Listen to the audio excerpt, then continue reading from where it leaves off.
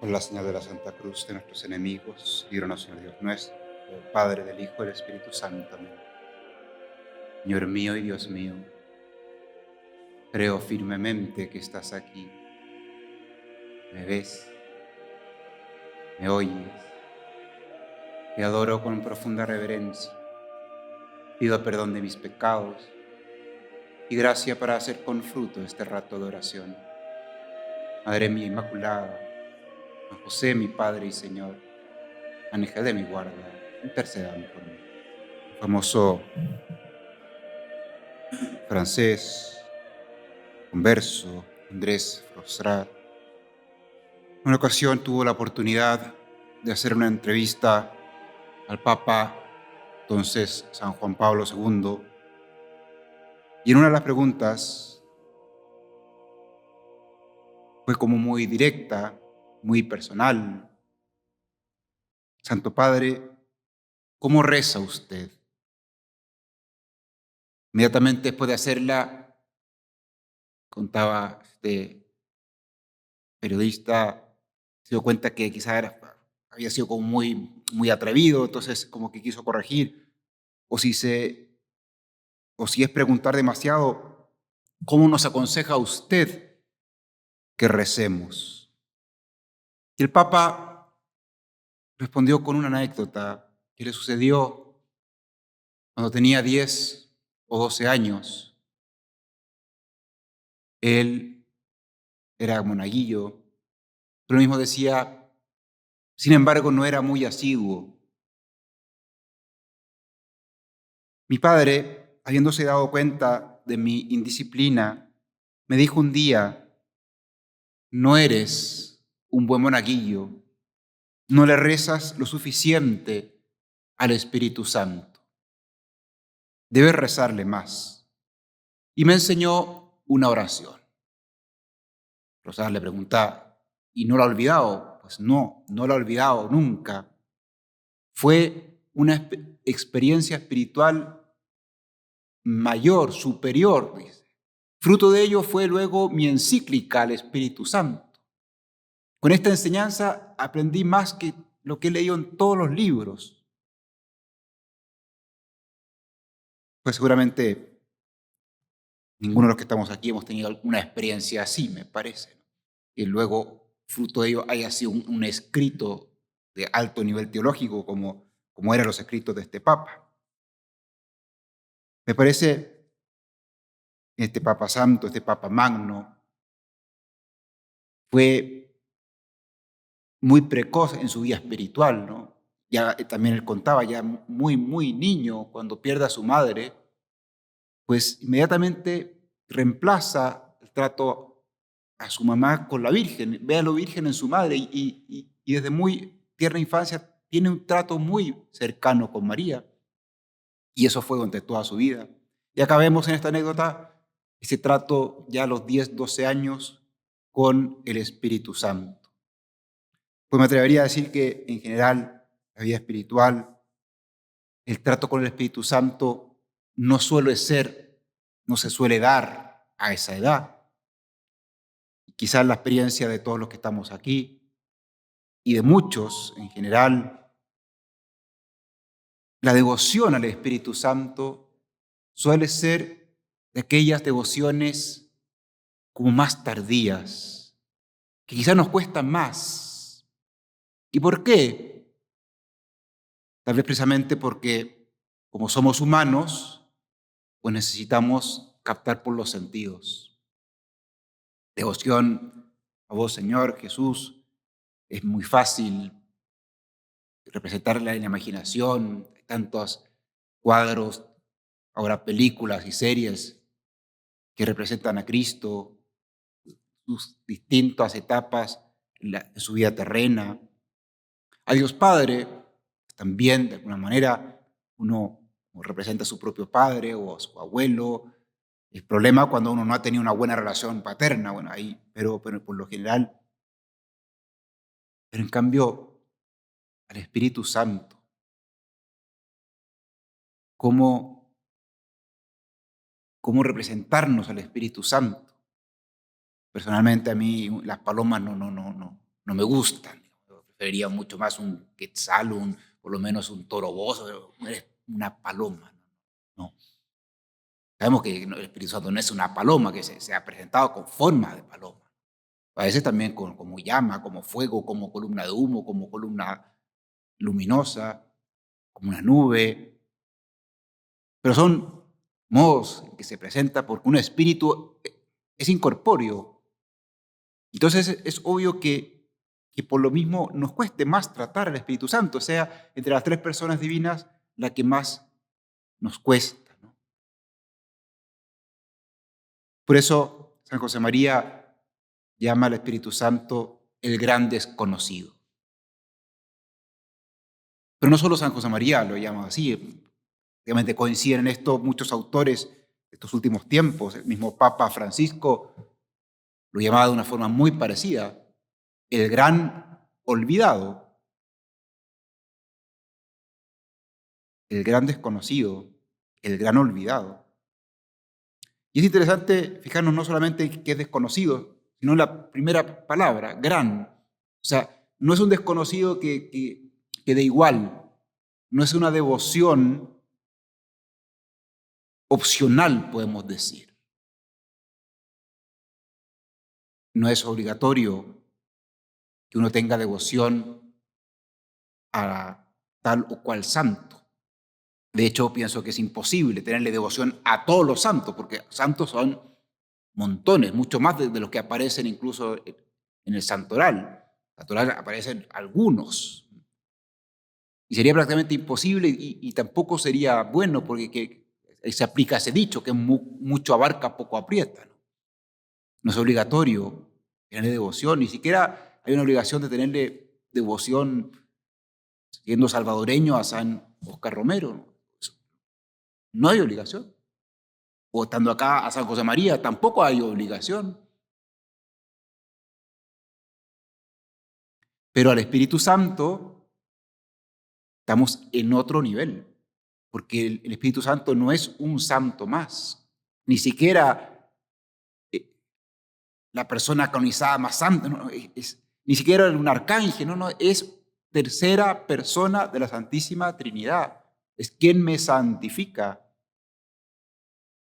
Si no tengo, no sé, devoción a Carlo Acutis, por ejemplo, igual me puedo salvar y puedo llegar tan alto al cielo como Dios quiere que llegue, sin tener devoción a Beato Carlo Acutis o al santo que sea. Pero con el Espíritu Santo, no. Si entonces alguno decía, podría preguntar, entonces, si no tengo devoción al Espíritu Santo, ¿no me voy a salvar? Bueno, yo no sería tan drástico, porque si uno aplicara eso, pues ninguno de los justos del Antiguo Testamento se habría salvado, ¿no? El Antiguo Testamento no sabían que existía el Espíritu Santo y sin embargo, ahora están en el cielo. Pero sí en parte, para nosotros, el trato con el Espíritu Santo es imprescindible. En primer lugar, no podemos excusarnos en que precisamente como es un espíritu, como no puedo representarlo imaginativamente, pues no lo trato. Porque yo, aunque no vea al Espíritu Santo, aunque no lo sienta, no lo capte por ninguno de los sentidos, sí podemos captarlo indirectamente. San José María tiene una homilía muy bonita en Cristo que pasa, que precisamente se llama así, el gran desconocido. Y ahí recoge unas palabras de un padre de la Iglesia, San Juan Crisóstomo,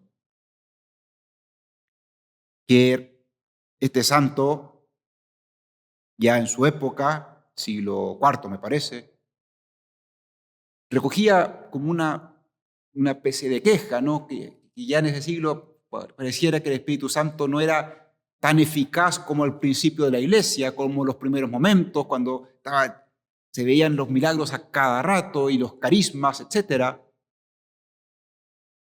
Y entonces algunos por ello llegaban incluso a dudar de la existencia del Espíritu Santo. Entonces decía San Juan Crisóstomo, si no existiera el Espíritu Santo, no podríamos decir Señor Jesús, pues nadie puede invocar a Jesús como Señor si no es en el Espíritu Santo. Y acá está citando ese texto de la primera carta de San Pablo a los Corintios. Si no existiera el Espíritu Santo, no podríamos orar con confianza. Al rezar, en efecto, decimos, Padre nuestro, que estás en los cielos. Si no existiera el Espíritu Santo, no podríamos llamar Padre a Dios. ¿Cómo sabemos eso? Porque el apóstol, San Pablo, nos enseña, y por ser hijos, envió Dios a nuestros corazones el Espíritu de su Hijo, que clama, Abba, Padre. Y así podríamos seguir, ¿no? Sin el Espíritu Santo, no tendríamos, Señor, aquí en la hostia. Porque el poder que tiene el sacerdote de consagrar lo da el Espíritu Santo en ese momento. Sin el Espíritu Santo no estaríamos aquí, porque la iglesia lo hace el Espíritu Santo. Por lo tanto, es claro que el Espíritu Santo existe y se nota, aunque sea un modo indirecto, pero muy claro. No podemos excusarnos. Y luego, claro, a veces uno puede pensar que la devoción, las devociones, un poco como reducir la devoción a lo que yo hago por ese santo que tengo devoción. Tengo devoción a la Virgen, entonces le pongo flores, estupendo, en esa imagen que está en mi casa. Muy bien, sigue haciendo lo que es muy bueno. Tengo devoción a un Cristo muy bonito y le enciendo una candela cada viernes por ser el Día de la Pasión. Estupendo, buenísimo. Pero el Espíritu Santo no quiere que hagamos eso con Él. No hace falta que tengamos en nuestra casa una imagen del Espíritu Santo, si lo tenemos estupendo, pero no, tampoco, acá me parece no hay bueno, tal vez la puerta del sagrario hay representada mínimamente como forma de paloma el Espíritu Santo en el momento de la anunciación, que eso representa ese relieve que está ahí, pero nada más, ¿no? Porque al Espíritu Santo no le interesa eso, no le interesa lo que nosotros le hagamos a Él, sino es lo contrario, lo que Él quiere darme a mí. Dicho de otra forma, la devoción que hemos de tener al Espíritu Santo es dejarle actuar, de modo tal que si alguien pone resistencia a la gracia, si alguien le dice que no a Dios, pues entonces ahí se está poniendo su salvación en peligro. Ahí sí está haciéndola difícil al Espíritu Santo para que realice su labor en nuestra alma, que es precisamente esto, santificarnos. Por eso es tan importante, y en esto quiero detenerme en esta primera meditación de este retiro, nuestra actitud con el Espíritu Santo.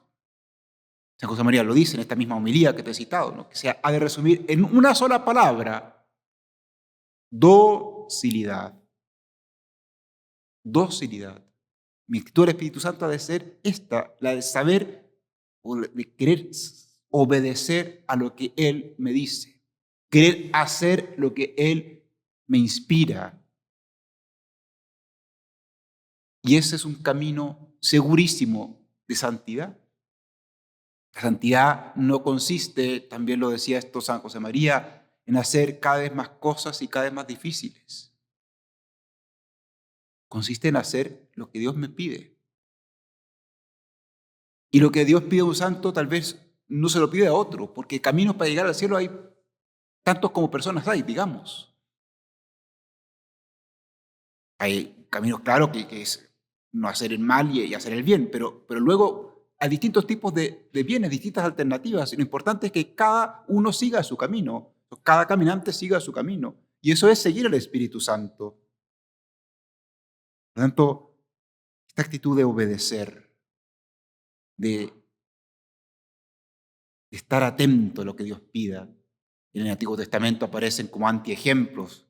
Un antiejemplo muy fuerte es el del rey Saúl, un rey que tenía todas las condiciones y que al principio comienza siendo un muy buen rey y va teniendo muchos éxitos militares, pero va poniendo una y otra vez como resistencias a obedecer a Dios a través del El profeta entonces era Samuel, ¿no? Y se excusa, etcétera, pero al final Dios lo termina rechazando por su falta de docilidad, por su falta de obediencia. Si es el Espíritu Santo el que nos santifica, no somos nosotros mismos que nos santificamos a nosotros mismos, porque eso es imposible. Pero vos, Señor, sos quien me va moldeando en mí la imagen de Cristo. Como también decía el fundador de la obra, el único modelo es Cristo y el único modelador, el Espíritu Santo. Nosotros hemos de ponernos en sus manos, como el barro en manos del alfarero. Dejar actuar, dejar hacer. Esa es la santidad. No es hacer cosas extraordinarias, cosas raras. Es dejar actuar a Dios. Por eso que, en el fondo, hay una ecuación directísima, ¿no? Y muy simple. Santidad igual dejar actuar al Espíritu Santo.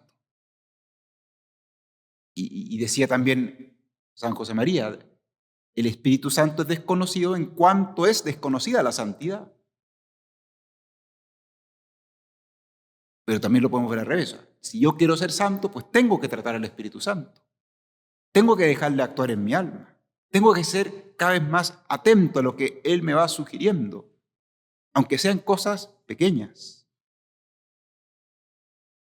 Gracias a Dios, el tema de la santidad ha sido los temas quizás más importantes en la segunda parte del siglo XX, podemos decir, sobre todo con el Concilio Vaticano II, el tema central, digamos, quizás la idea más importante, la llamada universal a la santidad. Pero quizás no, aún esto que se escucha tanto, aún falta por madurarlo. El Espíritu Santo también pienso que, por lo menos a nivel informativo, cada vez es menos desconocido. Y en la iglesia, me parece, se va predicando más de él. Pero pienso que aún sigue el riesgo de limitarlo solo a algo intelectual. Sí, sé que el Espíritu Santo es la tercera persona de la Santísima Trinidad, Padre, Hijo, Espíritu Santo, bien.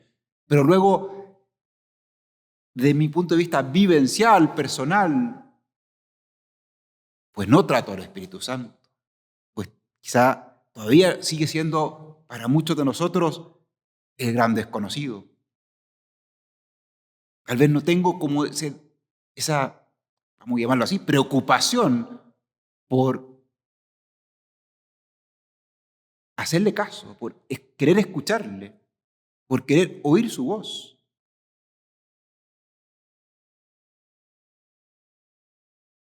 En 1932,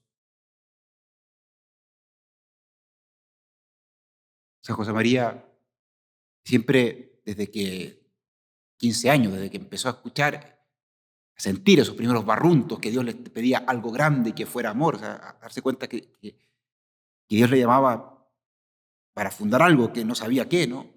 Pues desde ese mismo primer momento ya empezó a tener director espiritual y lo tuvo siempre, ¿no? Pues en esos años 30, su director espiritual era un sacerdote jesuita, se llamaba el padre Valentín Sánchez.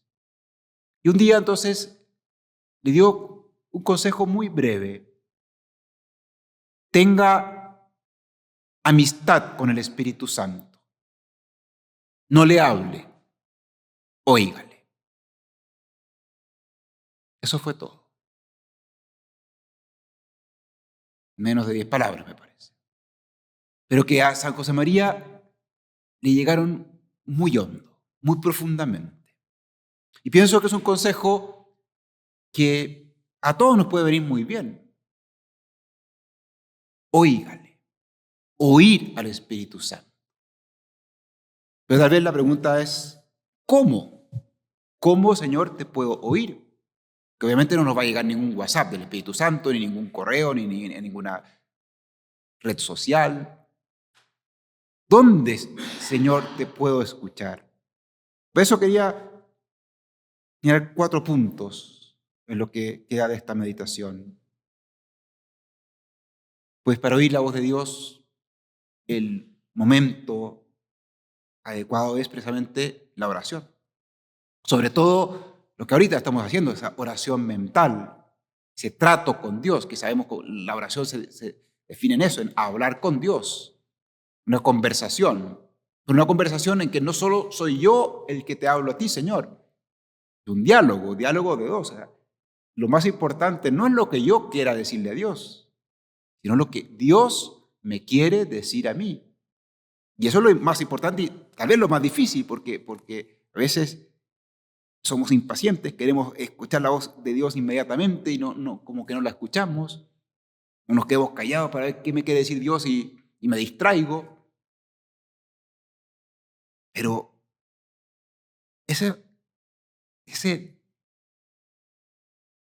deseo de escuchar la voz de Dios y por lo tanto, antes de la oración, ya el primer punto, un punto previo, algo tan simple como esto, querer escuchar la voz de Dios. Querer escuchar lo que me dice Dios cada día, que es un querer igual al querer ser santo. A veces hemos escuchado esa anécdota cuando la hermana de Santo Tomás de Aquino un día le pregunta a su hermano cómo hacer para ser santa. Y Santo Tomás, que fue un gran escritor, sin embargo, de palabra era muy, muy parco, muy parco. Y a su hermana también, con su hermana fue muy parco, porque simplemente le dijo una palabra: querer. Y ahí se acabó el diálogo fraterno. ¿Qué hace falta para ser santo? Querer. Pues, pues es un consejo muy bueno. Yo quiero escuchar tu voz, Señor. Quiero ser santo, quiero escuchar tu voz. Porque a veces no queremos. Porque a veces nos da miedo. Me da miedo porque no quiero salir de mi zona de confort, porque sé que Dios me va a pedir algo que quizá me complica. Sé que me va a exigir, entonces no, voy al suave. No, sí, cumplo los mandamientos, no ofendo a Dios, sí, pero es que no estamos solo para pecar o no pecar, sino para amar a Dios. Ser santos es escuchar la voz, querer escucharle. José María, ante ese consejo que le da su director espiritual, el padre Sanchos, inmediatamente cuando llega a su casa empieza a notar en sus apuntes: siento el amor dentro de mí y quiero tratarle, ser su amigo, su confidente, facilitarle el trabajo de pulir, de arrancar, de encender. No sabré hacerlo, sin embargo, Él me dará fuerza, Él lo hará todo, si yo quiero, que sí quiero, que sí quiero. Que le pidamos a José María que nos dé ese mismo querer, ese querer. También hablaba como esta repetición, porque a veces tenemos un querer sin querer. Parece una contradicción, pero es así. Quiero llegar al fin, pero no quiero poner los medios para llegar a ese fin. ¿Cuántas veces nos pasa eso en nuestra lucha? Querer de verdad. Y por eso entonces, después de ese querer, pues, la oración. Querer la oración. No simplemente porque hay que hacerla, porque es un consejo muy bueno, porque sé que ahí voy a escuchar lo que Dios me quiere decir. Por eso, a la oración, lo importante es fomentar eso. ¿Qué es lo que Dios quiere decirme a mí? El año, fines de 1937, cuando San José María logra dejar la zona comunista en plena guerra civil española, después de unos 5 días sumamente duros, penosos, y pasando por Andorra, vuelve a España, pero a la zona nacional, al norte, y pasa entonces por Pamplona. Y ahí en Pamplona hay un obispo que era muy amigo de San José María, que lo acoge, se da cuenta que está agotado, y entonces lo obliga a que se quede ahí para que descansara. Y entonces el fundador de la obra decide ahí hacer su curso de retiro, ya con paz, con tranquilidad. Pero él mismo se da cuenta que estaba como muy frío, ¿no? Muy seco, eso como no se le ocurría nada en ese curso de retiro. Y, y anota el primer día, meditación, mucha frialdad. Al principio solo brilló el deseo pueril de que mi Padre Dios se ponga contento cuando me tenga que juzgar. Después, una fuerte sacudida, Jesús Dime algo, muchas veces recitada, lleno de pena ante el hielo interior. Pues me impresionó esta oración, ¿no? A José María que se sentía frío, seco, sin ideas, pero como yendo a lo esencial de la oración, ¿no? Pidiéndole a Dios que le dijera algo, que le dijera algo. Jesús, dime algo, dime algo. Creo que es una muy buena oración. Cuando estemos, como repetirla incluso, como jaculatoria, ¿qué me quieres decir? ¿Qué quieres de mí para ahora, para hoy, para esta tarde, para esta noche, para mañana? Dime algo. ¿Qué me dices? De oración, querer oración. Y luego, esa oración me lleve a actuar. No toda oración, no de toda oración sacaré propósitos, pero sí querer sacar propósitos. Hay unas palabras de Jesús que son bien claras. No todo el que me dice, Señor, Señor, entrará en el reino de los cielos, sino el que hace la voluntad de mi Padre que está en los cielos. Son fuertes palabras porque cabe entonces una vía de oración que no salva. Uno podría rezar todos los días y al final no entrar en el cielo, porque sería una oración de fachada, ¿no? Una oración de cumplimiento, una oración en que lo hago porque hay que hacerlo, pero que no estoy dispuesto a hacer la voluntad de Dios, que hace la voluntad de mi Padre Celestial, que siempre mi oración me lleve precisamente a actuar, que sea una oración performativa, que me mueva, que me saque de mi comodidad, de mi egoísmo. Como tampoco podemos luchar en todo, pues a veces hay que concretar y un punto, un solo punto de lucha, pero ahí centrar la lucha. Y por último, ya para ir terminando, precisamente a veces cuando hacemos la oración, pues no tenemos como seguridad de qué es lo que Dios me quiso decir. No sabemos si eso es una idea mía o idea tuya, Señor. Y entonces, ¿cómo corroborarla? ¿Cómo tener como más seguridad de que realmente eso es lo que Dios quiere para mí? Entonces, es tan importante, ¿no? La conjunción entre la oración y la dirección espiritual. El dejarme ayudar, tener dirección o acompañamiento espiritual, como queramos llamarlo, ¿no? Hay como una conjunción muy grande y como una necesidad, como una extensión de la misma oración, ¿no? Y que una persona externa, le abro mi corazón, le cuento qué estoy tratando de llevar a la oración, cuáles son mis cosas, mis puntos de lucha, mis dificultades, etcétera. Qué es lo que he tratado de ver en la oración, tal vez que no he visto nada, pero bueno, pero tal vez me da un consejo, como le dio este Padre Sánchez ese consejo a San José María, ese consejo que puede parecer tan genérico o tan pequeño, tenga amistad con el Espíritu Santo, óigale, pero que a San José María le caló profundamente, ¿no? Pues es muy bueno tener dirección espiritual, porque de alguna manera así uno, eh, podemos tener no una certeza matemática, pero sí una certeza moral, ¿no? De cuál es la voluntad de Dios para mí, concretada en este momento concreto, vale la redundancia, en que yo estoy viviendo, en esta situación, en este problema, en esta dificultad laboral, familiar, etcétera. ¿Qué es lo que Dios quiere para mí? ¿Cómo santificarme, no sé, con este problema económico, con esta enfermedad de tu esposa o con lo que sea? Y así entonces vamos actuando sobre seguros y de alguna manera con eso vamos a ser santos. Y esta es como un gran consuelo, ¿no? Podemos tener todas las miserias del mundo, pero si luchamos por ser sinceros, por ser dóciles, vamos a ser santos.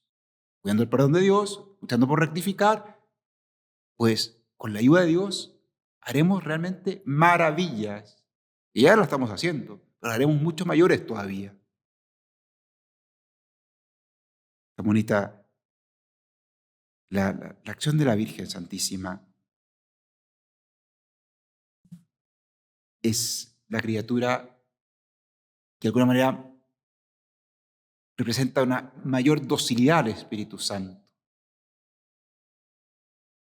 Y ya la vemos en esa primera escena en que aparece citada por San Lucas, la Anunciación, que continúa inmediatamente con la visitación a su prima Isabel, que es esa fiesta que celebramos justo a fin de mes pasado. María partió, dice el texto, por aquellos días, se levantó y marchó deprisa a la montaña, una ciudad de Judá. Lo hace porque el ángel le había hablado de su prima, que estaba en el 6º mes de embarazo, su prima anciana, que era estéril. Y se lo señala como razón de que para Dios no hay nada imposible, como prueba. Pero María lo ve inmediatamente como ocasión de servicio. Así de dócil es María.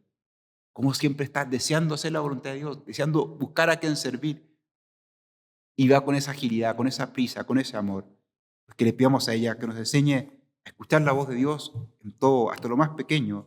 Y junto con escuchar esa voz, que nos dé fuerza para seguirla. Te doy gracias, Dios mío, por los buenos propósitos, afectos e inspiraciones que me has comunicado en esta meditación. Te pido ayuda para ponerlos por obra. Madre mía Inmaculada, San José, mi Padre y Señor, Ángel de mi guarda, intercedan por mí.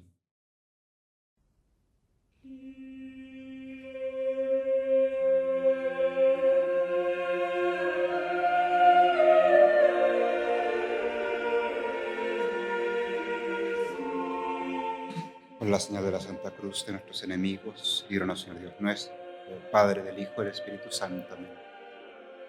Señor mío y Dios mío, creo firmemente que estás aquí. Me ves, me oyes, te adoro con profunda reverencia. Pido perdón de mis pecados y gracia para hacer con fruto este rato de oración. Madre mía Inmaculada, San José, mi Padre y Señor, Ángel de mi guarda, intercedan por mí. Hemos aprendido en el credo las notas o atributos que tiene la Iglesia. Seas una, santa, católica, apostólica. La primera, la Iglesia es una. Entonces uno podría preguntarse, ¿esto sigue siendo así? ¿Sigue siendo válido? ¿La Iglesia realmente es una? Te invito a que volvamos a la escena del Espíritu Santo, de Pentecostés, para meditar con el Señor sobre esta característica que tiene la Iglesia. Comienza el relato que consideramos el domingo recién pasado, primera lectura, libro de los Hechos de los Apóstoles, comienzo del 2º capítulo, el primer versículo. Al cumplirse el día de Pentecostés, estaban todos juntos en un mismo lugar. Es un detalle, pero que tiene mucha importancia. Estaban todos juntos, juntos, sin duda unidos. Es interesante porque los apóstoles, los demás discípulos, no eran todos igualitos. No pensaban todos de la misma manera. Contrario, había gran diversidad, por lo menos entre los apóstoles. Los demás discípulos los conocemos muy pocos. Papá Benedicto en toda una catequesis de los apóstoles y ahí señalaba, recalcaba esa diversidad que había entre ellos. Tal vez lo que los unía era que todos eran galileos, israelitas galileos, ¿sí? Pero luego hasta ahí nomás llegaba lo común. No todos tenían la misma profesión, no todos procedían del mismo nivel social, ni la misma cultura, ni las mismas ideas políticas. Unos seguramente eran más prorromanos, otros bastante menos. Y a veces incluso esa diversidad le lleva a la discusión entre ellos. Hay conflictos que los evangelios no los callan. Pero ahora están todos juntos, unidos, incluso ya antes de la venida del Espíritu Santo. Y luego sigue el relato, que no lo voy a citar entero, cuando ya viene esa manifestación del Espíritu Santo, la primera manifestación pública, que se manifiesta en la iglesia también, ese ruido, ese viento impetuoso, que llama la atención en todo Jerusalén y todos se aproximan a ver qué estaba pasando y escuchan a los apóstoles. Cada uno lo va escuchando en su propia lengua, dice el texto. Estaban asombrados y se admiraban diciendo, es que no son galileos todos estos que están hablando. ¿Cómo es, pues, que nosotros le oímos cada uno en nuestra propia lengua materna? Esta escena es como una perfecta antítesis de aquello que aparece en el primer libro de la Biblia, en Génesis, capítulo 11, recordarás, cuando quieren construir una torre tan alta que llegara a Dios. No era para estar cerca de Dios, sino era como para competir con Dios, era como renovar el pecado original, o sea, ser como dioses. Pero esta vez Dios lo que hace es confundirlos. No se entienden entre ellos, aparecen las distintas lenguas, no se entienden y por lo tanto se dispersan, se diferencian, se alejan uno de otro.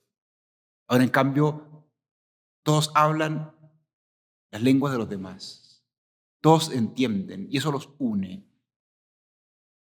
El pecado los dispersa. La gracia une. El Espíritu Santo une. Así nace la iglesia. Así se manifestó al mundo, con esta fuerza maravillosa. Pero entonces puede venir la pregunta, bueno, eso fue al comienzo, pero ¿sigue siendo actual? ¿Sigue siendo la iglesia una y unida? Muy bonito ver lo que al respecto dice el Catecismo de la Iglesia Católica. En número 813 dice, la iglesia es una debido a su origen, la unidad de un solo Dios, Padre e Hijo en el Espíritu Santo. Entonces, el próximo domingo vamos a celebrar la solemnidad de la Santísima Trinidad. La iglesia es una debido a su fundador, pues el mismo Hijo encarnado por su cruz reconcilió a todos los hombres con Dios, restituyendo la unidad de todos en un solo pueblo y en un solo cuerpo. La iglesia es una debido a su alma, el Espíritu Santo que habita en los creyentes y llena y gobierna toda la iglesia. Tres razones profundísimas que dan unidad a la iglesia. Y luego el mismo catecismo cita unas palabras de un padre de la iglesia, Clemente de Alejandría. Qué sorprendente misterio. Hay un solo Padre del universo, un solo Logos del universo y también un solo Espíritu Santo, idéntico en todas partes. Hay también una sola Virgen hecha madre y me gusta llamarla iglesia.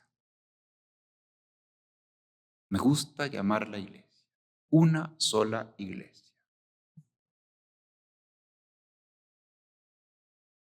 Mismo catecismo ahonda en esta característica esencial que tiene la iglesia.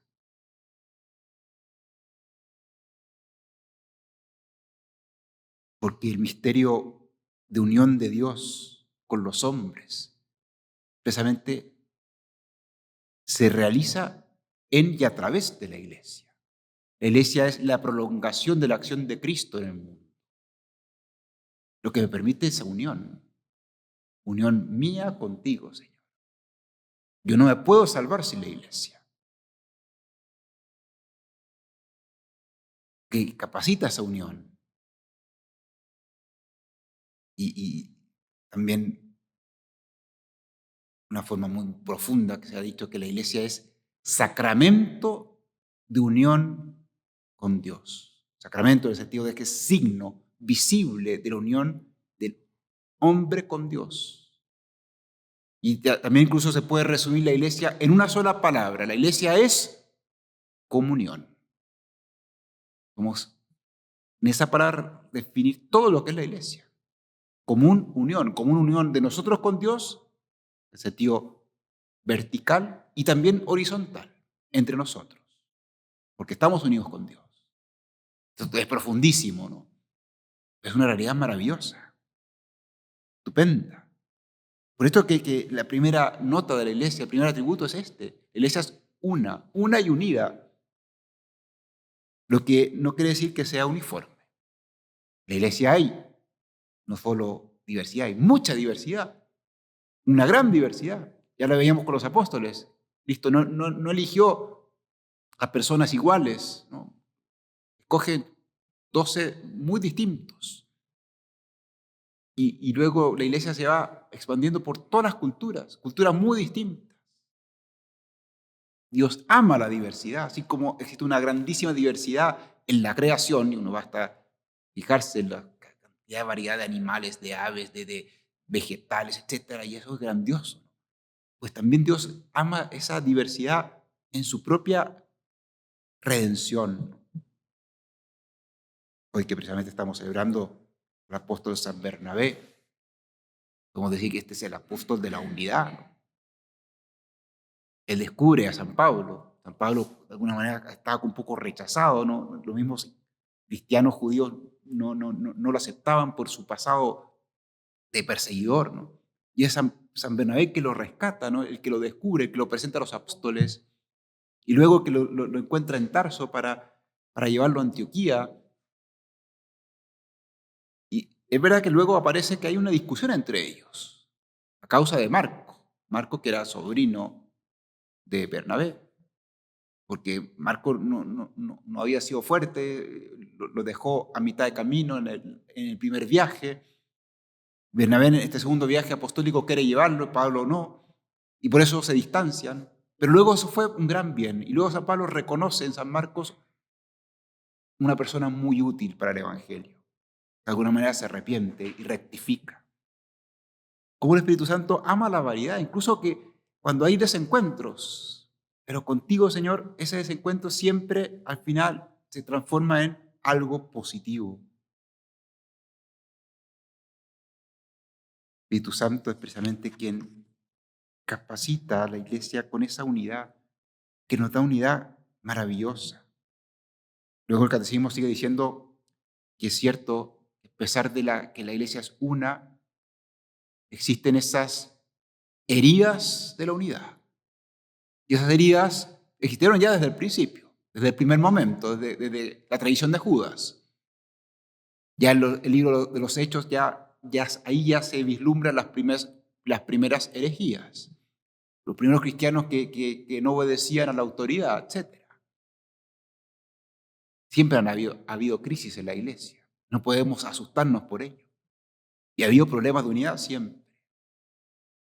Y han surgido esas denominaciones cristianas que no son la iglesia, pero de alguna manera tienen algo de verdad.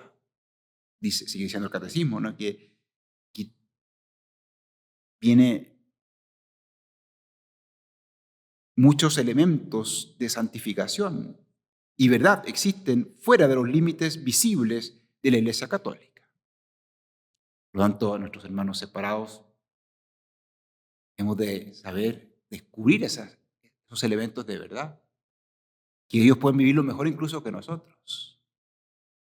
Y no por el origen de esa desunión haya habido falta de fidelidad a Dios, quiere decir que los actuales miembros de otras denominaciones cristianas estén en pecado. Eso nada que ver, ¿no? Podemos aprender lo contrario, mucho de ellos. Acabo de leer un libro que recomiendo, ¿no? Se llama Romper el hielo, ¿no? Escrito por este hermano nuestro. En 2023 el Papa Francisco lo nombró obispo de Finlandia, ¿no? Un sacerdote numerario que antes estaba ahí como administradora, eh, ayudando al obispo, ¿no? En un país que tiene el 0,2% son los católicos, un país enorme y muy frío, ¿no? Pero ahí ese libro realmente lo recomiendo, es muy optimista y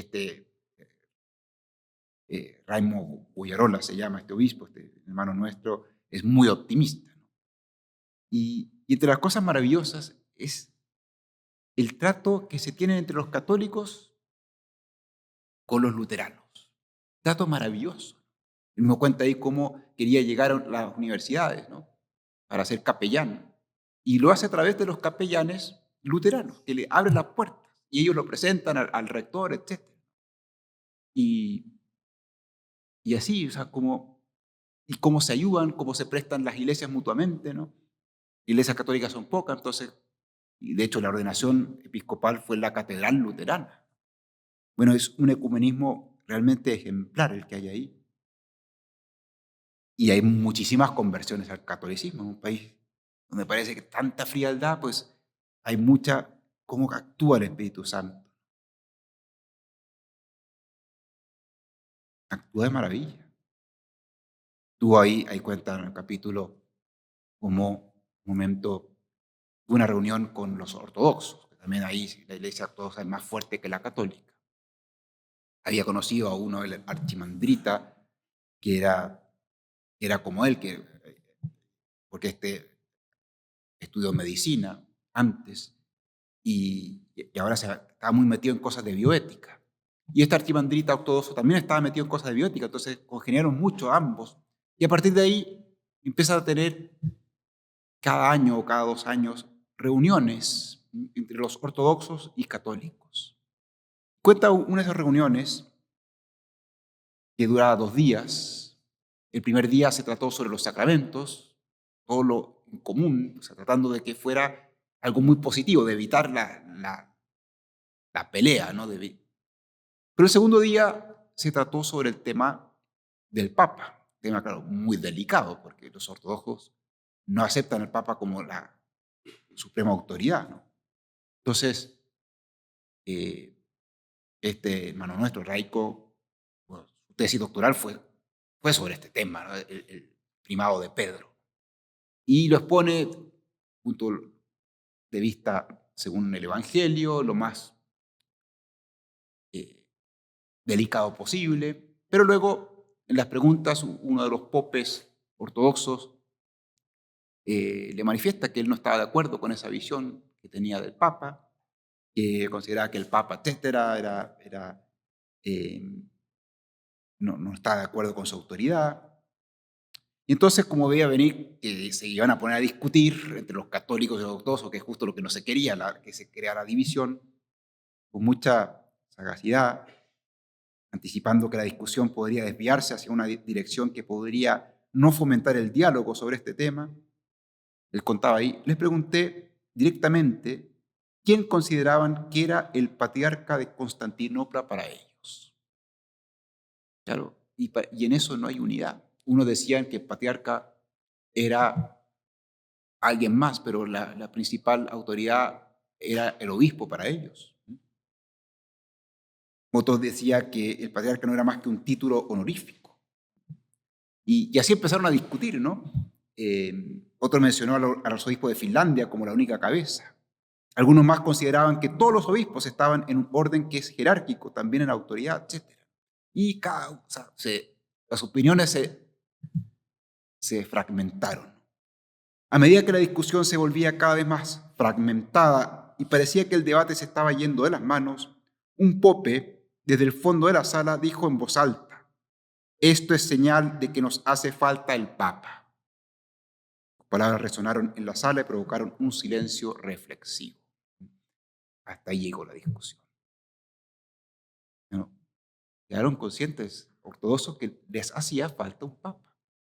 Y nosotros tenemos que dar muchas gracias a Dios por tener este principio de unidad.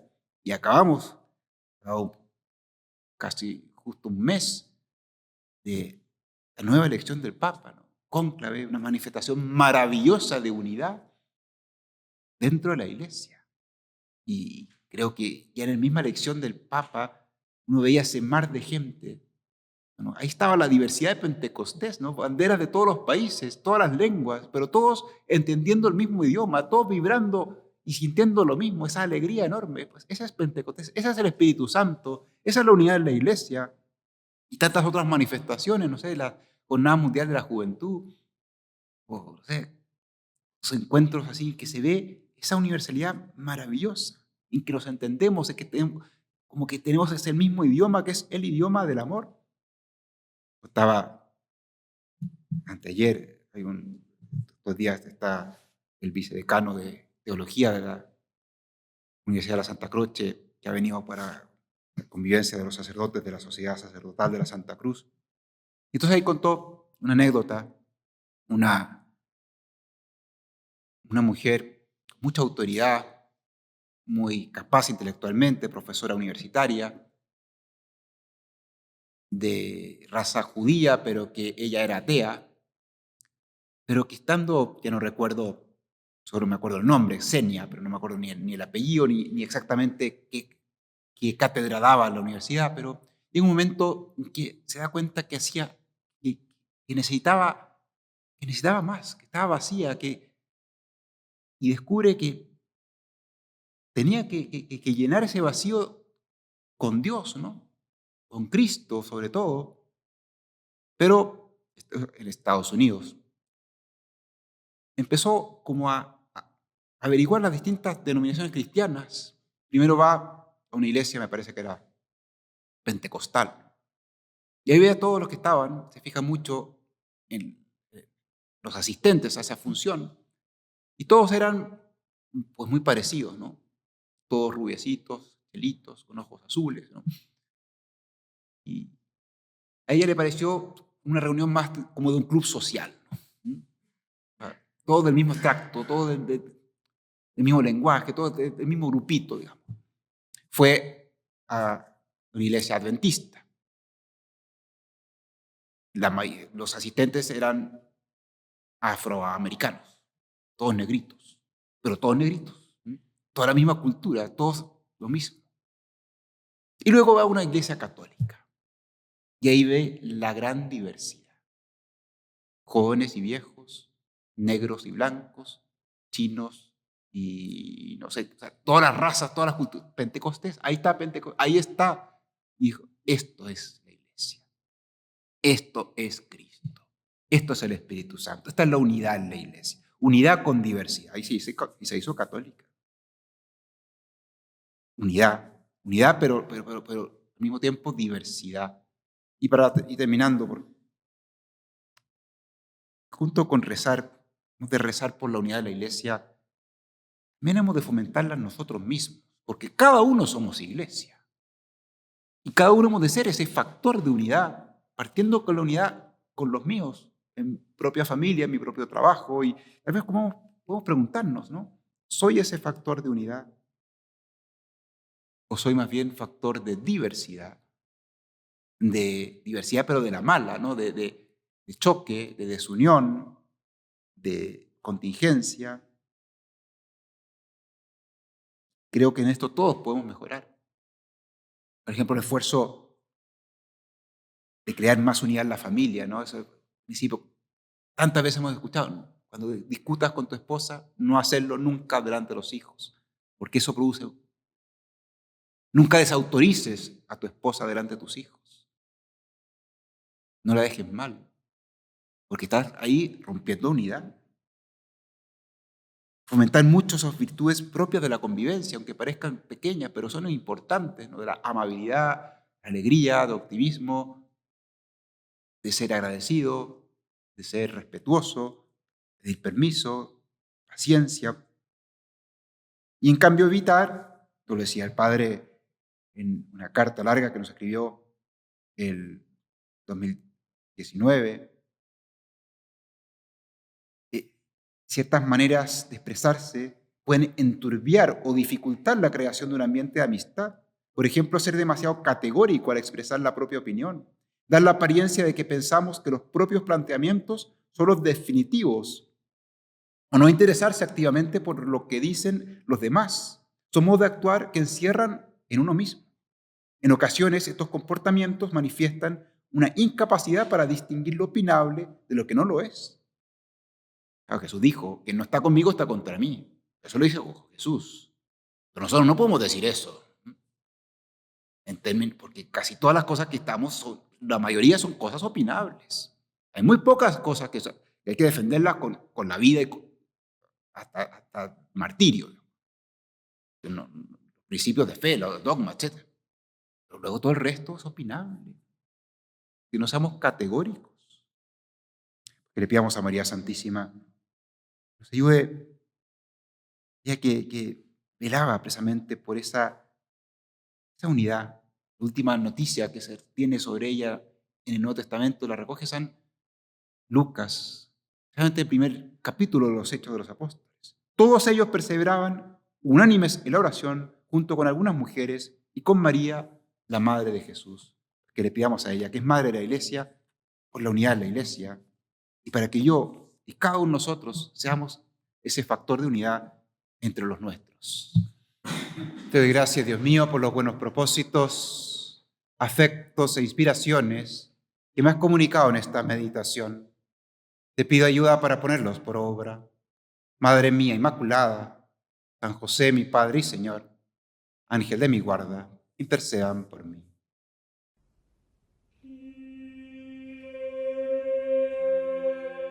Infinitamente sea alabado. Padre nuestro que estás en el cielo, santificado sea tu nombre. Venga a nosotros tu reino. Hágase tu voluntad en la tierra como en el cielo.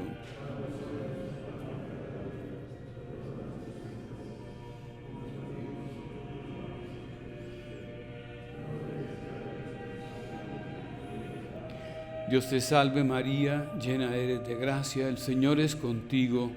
Bendita tú eres entre todas las mujeres, y bendito es el fruto de tu vientre Jesús.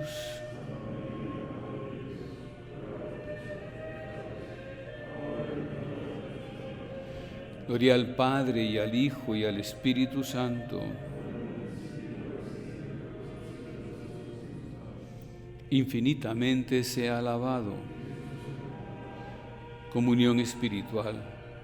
Yo quisiera, Señor, recibirte con aquella pureza, humildad y devoción con que te recibió tu Santísima Madre, con el espíritu y fervor de los santos.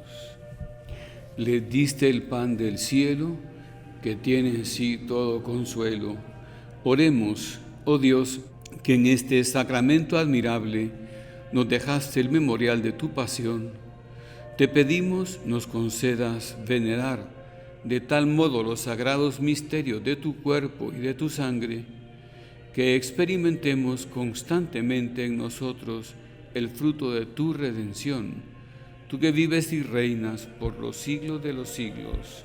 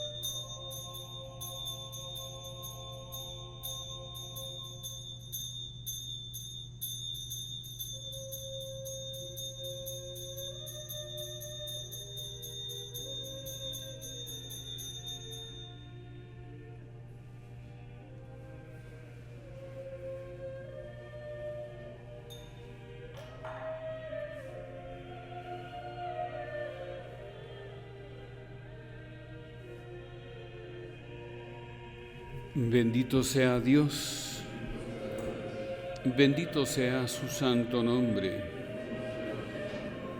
bendito sea Jesucristo, verdadero Dios y verdadero hombre.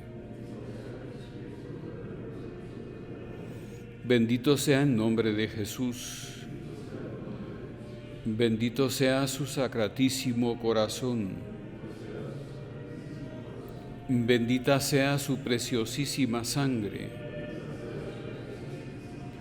Bendito sea Jesús en el Santísimo Sacramento del altar. Bendito sea el Espíritu Santo Paráclito. Bendita sea la excelsa Madre de Dios, María Santísima. Bendita sea su santa e inmaculada concepción. Bendita sea su gloriosa asunción. Bendito sea el nombre de María, Virgen y Madre. Bendito sea San José, su castísimo esposo. Bendito sea Dios en sus ángeles y en sus santos. Que el auxilio divino permanezca siempre sobre nosotros. Amén.